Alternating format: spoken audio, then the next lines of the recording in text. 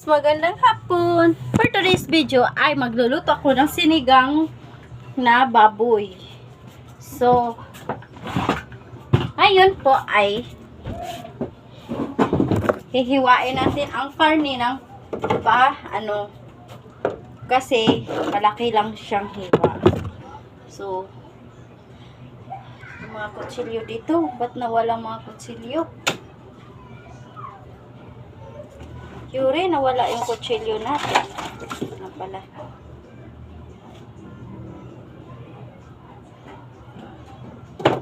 Hugasan natin muna.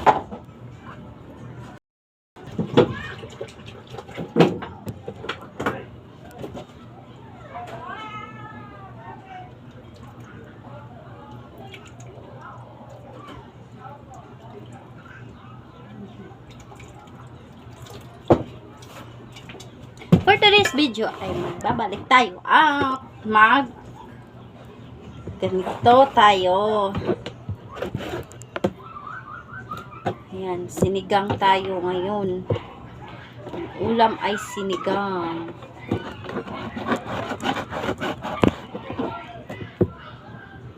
Sisinigang ako na may mais.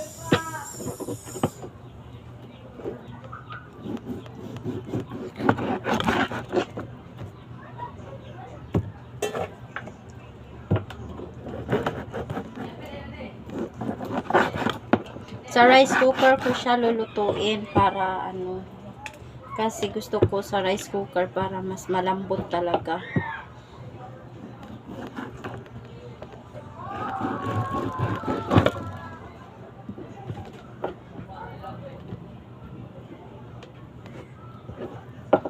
Sabi ko ayusin ang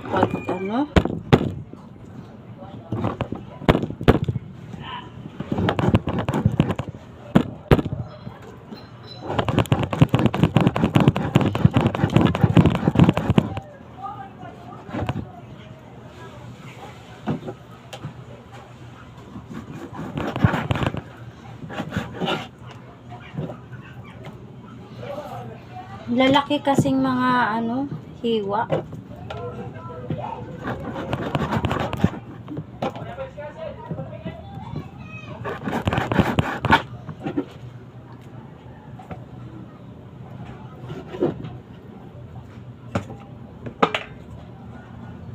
Oo, ang laki.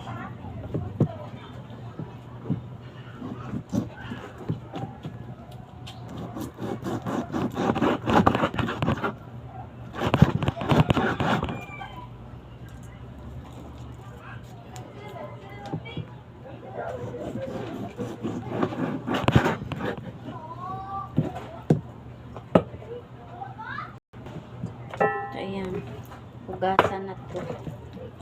Itong karne na to, 1 kilo to. Panghabang umaga to. Kasi ito maubos namin. 2 lang kasi kami kakain. So, hanggang umagahan to.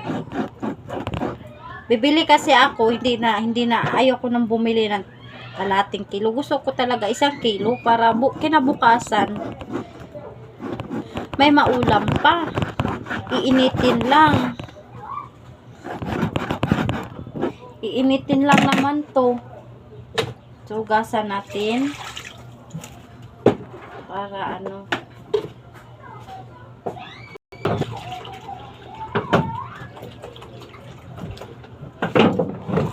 hugasan ko muna siya.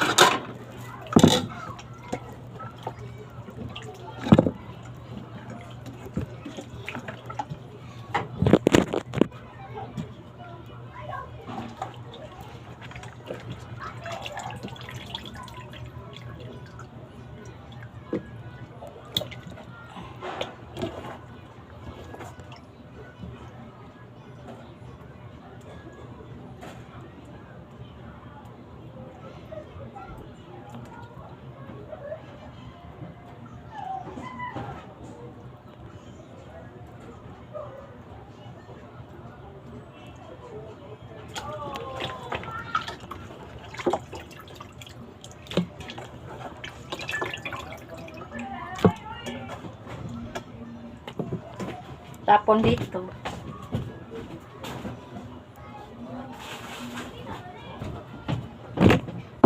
Hugasan natin ulit para maisalang ko siya.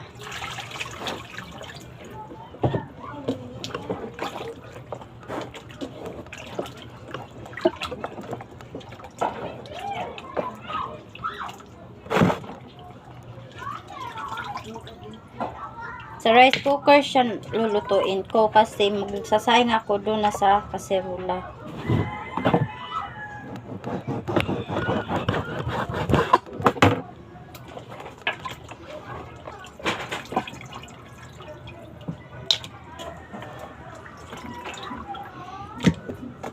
Marami na. Hindi na ito pang kinabukasan. Makaulam pa.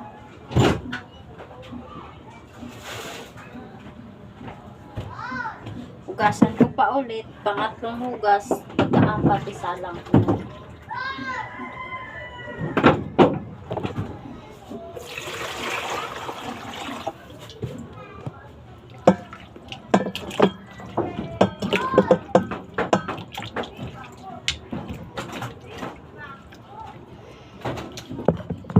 Yan.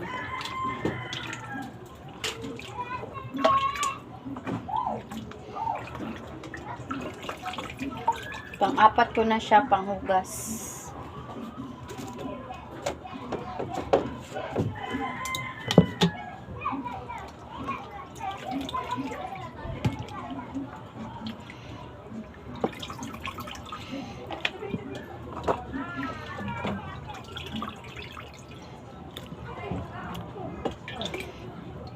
So, okay, dapat na natin siyang isa lang.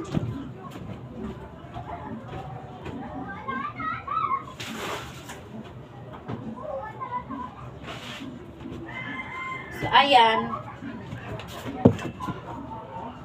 Isa lang ko siya.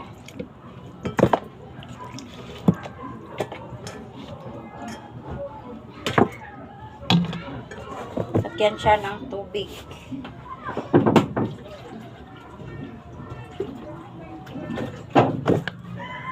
Sabaw.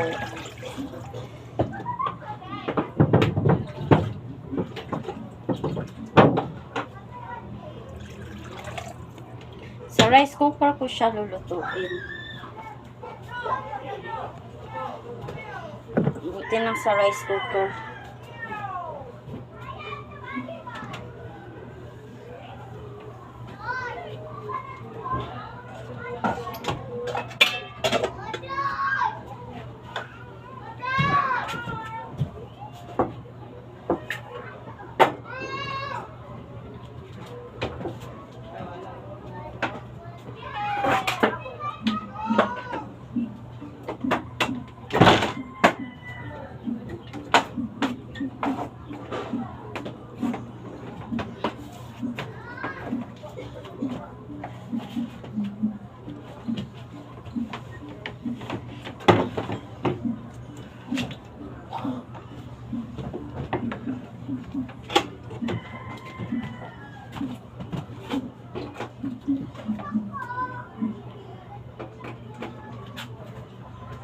So, ayan, nakasalang na siya. So, ang gagawin ko na lang ay ito yung panakot niya. Ito, sibuyas bombay, sibuyas dahunan, at ito ay sinigang. Then, ito ay isang pirasong mais, ihalo ko. Tapos, may karlang, at may siling haba, at may repolyo. So, ayun ay lagyan ko siya ng luya. Lagyan ko siya ng luya.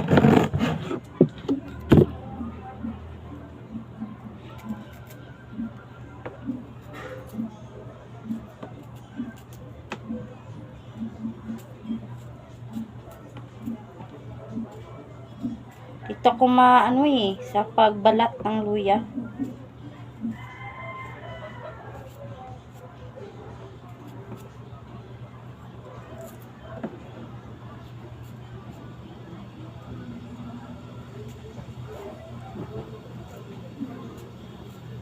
So, ayan. Lagyan ko siya ng luya.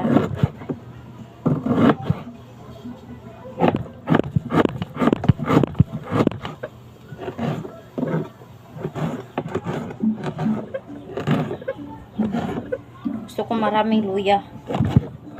Kasi ito ang nakapawala sa sakit ng lalamunan ko eh. So, hugasan ko muna siya bago ko siya yan.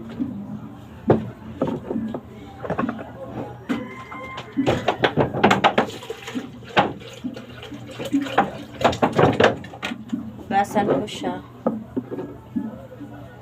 Para pag kumulo, kasabay na yung luya. Para yung ano niya.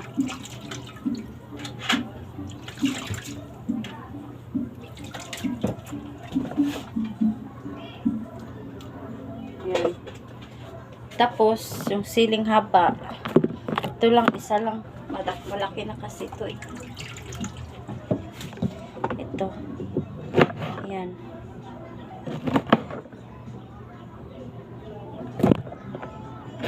Yan.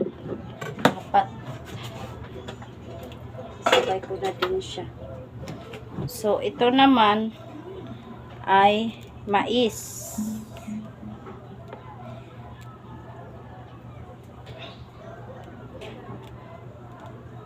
Mamaya ko na siya ilagay.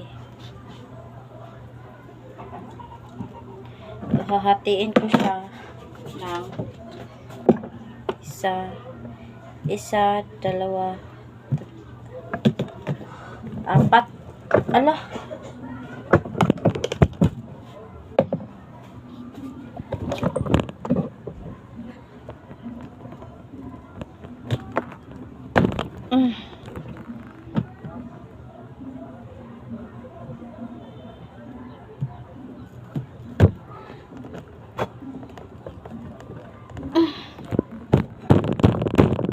Tigas.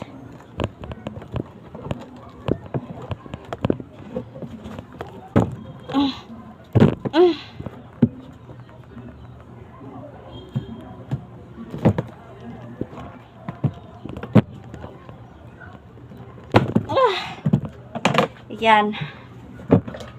Tigas.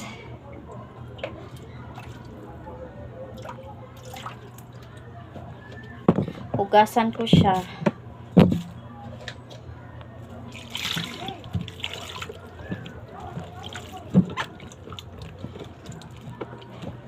Yan. Hugasan ko na siya.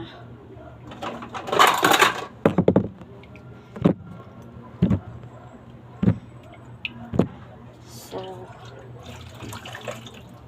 yan, tapos ko na siya paghugasan. So, ito na naman, karlang. Balatan ko siya.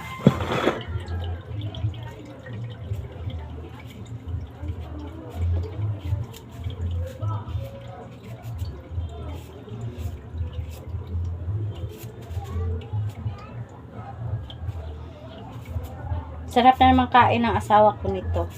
Hindi kasi niya alam na magluluto ako ng ganito.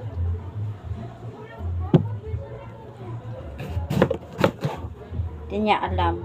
Kaya, paglutuan ko siya ng masarap. Kasi kagabi, kagabi, naglilikramo siya. Sabi niya, pinasarapan ko kasi pagluto ng bangus. Kung bakit ko daw pinasarapan pagluto. Ayun tuloy nabusog siya. O diba nakaka-proud yun? Appreciate siya sa pagluto mo. Yan ang dapat. Yan dapat. Pag mag-alaga ka talaga ng asawa, diba? Pasarapan. Lalo mong pasarapan ang pagluto mo para lalong mag-appreciate sa iyo. Kaya kayo dyan, pag magluto kayo, pasarapan nun ng lalo. Sabi niya, baka may ano daw yun, baka may lumay. Baka nilagyan ko ng gayuma. Sa Tagalog pa, gayuma. Baka may gayuma daw. Sabi ko, meron. Nilagyan ko ng gayuma pagmamahal ko. Charot. Sinabi ko, kaya ayun, nasarapan siya. Sarapan siya sa luto ko kagabi sa bangus. Wala nga lang yung plain lang nga yun. Wala nga yung sitaw, wala nga yung ano, walang halo-halo, walang kamatis, yun. Ano lang, Bombay lang yun at saka luya. Yun lang. At saka sili. Yun lang ang hinalo ko. Kasi kagahapon 100 na lang kasi yung pera. So, inisip ko, wala kaming ulam at wala pa yung CE niya. So, inisip ko, yung 100, ibili ko na lang ng isang pirasong bangus at isinigang ko na lang. So, kaya ayun, isang piraso, kinakabukasan pa, naulam pa namin. 4 piraso kasi, 4 na, kasi yung, ano, yung isang bangus, 4 na, ano yun, hiniwa. Pinapahiwa ko ng 4 na piraso. Kaya ayun, tag-iisa kami ng na ulam kagabi. Tapos kanina umaga, yun din ang inulam namin. Bangus. So, kaya ayun, pasarapan talaga niya. Sarapan siya sa luto ko. Kaya appreciate niya yung luto ko. So, kaya ngayon, lalo kong pasarapan. Makaka-appreciate talaga, no? Kaya lalo ako na kinikilig ako pag sinabi niya kagabi, pinasarapan mo kasi yung luto mo yung sinigang. Diba? Kaya talaga naman, no? Ganyan naman talaga tayo mga asawa.